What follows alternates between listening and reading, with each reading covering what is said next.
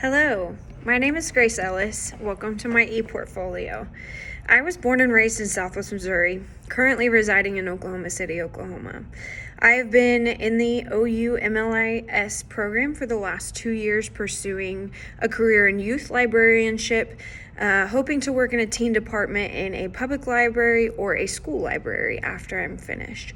My time in the program has been engaging and challenging, pretty stressful at times, working full-time as well, but incredibly rewarding, and I'm excited to share my e-portfolio, which serves as that representation of my accumulated knowledge I've gained over the last 2 years. I'm going to go back in time just a little bit and give you why I've wanted to become a librarian. So my earliest memories as a child have always included books. My first set of books I was super proud to own and read were the Little House on the Prairie books. I was that kid that was carrying, 2-3 books around at a time, reading probably when I wasn't supposed to, but still getting my work done, and so I wasn't getting in that much trouble. I quickly devoured anything my mom would give to me before I was in grade school. But when I started grade school, I hit a couple bumps in the road. I was reading chapter books and checking out books above my age level at the public library, which is why I also love the book Matilda and the movie. But I remember that our school librarian was not believing that I could read that well or comprehend what was going on in the story at that age level. So she wouldn't let me check out a book one day that I wanted to read, and I went home and told my mom about it, and she came back and wanted to advocate for me with the teacher and the principal, and kind of got on a path where we were getting books that I could bring home, and if I didn't understand them, I could talk to with her or ask my teacher advice for that as well. I love to always learn new words and meanings, so I would sit and ask her, or I would sit and look in a dictionary at the same time.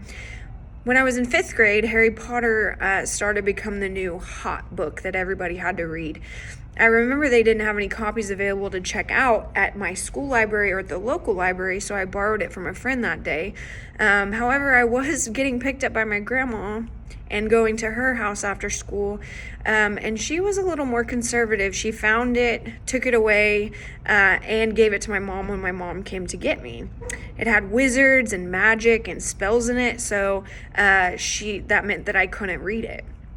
So in order to clear the book, my mom read it first. She was very hesitant to let me read it because of the spells and everything I mentioned before.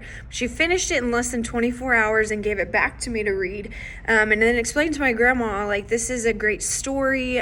We've talked about, real and make-believe, etc. And we kind of went forward from there. This began my journey in pursuit of becoming a librarian. I wanted to ensure that everyone had access to what they wanted and could read about wizards or hobbits or anything else that they had dreamed about, real or fiction. So the first step I took in order to get there was I became a teacher because I knew that I wanted to work with children. My original plan was to be an elementary teacher, but somehow, somewhere, I fell in love with middle schoolers, which was shocking to me. When COVID hit, I knew that it was time for me to think about my long-term goals. I'd been working in a middle school. That was actually my first year of teaching, so I worked a couple more years in middle school, loving that area, but knowing that I wanted to teach about literature acquirement and the reading process and the learning process a little bit deeper. And so I set up an action plan. I decided to go back to school and obtain my MLIS degree. I had always loved OU. I researched the program pretty in depth and visited the amazing library on campus, so I decided to apply. I applied in spring 2021, and then my first semester was fall 2021, and I've been in school ever since. My experience as a virtual student has been tremendous. I've loved getting to interact with my peers on Canvas, my professors, being able to do things like show videos or work on Flipgrid. It's been such a growing experience for me, and I've taken some of the things even I've learned and practices and resources and applied those to my classroom that I teach in. My e-portfolio includes examples of work from both core and elective classes with reflections, which discuss how my learning in those classes helped me meet and further my skills. And so I've been in the program. I set a goal to get done in 2 years, and so up until this semester, I took 3 classes a semester, which was quite a lot. I don't know that I would recommend that for anyone going forward, but this semester I'm in 2 classes, which is also, a load, as well as working full time. And I coached a few sports here and there as well. Anyhow, back to the e-portfolio. This is the foundation and focus of my learning in the program. The navigation is up here at the top with tabs along to move between pages.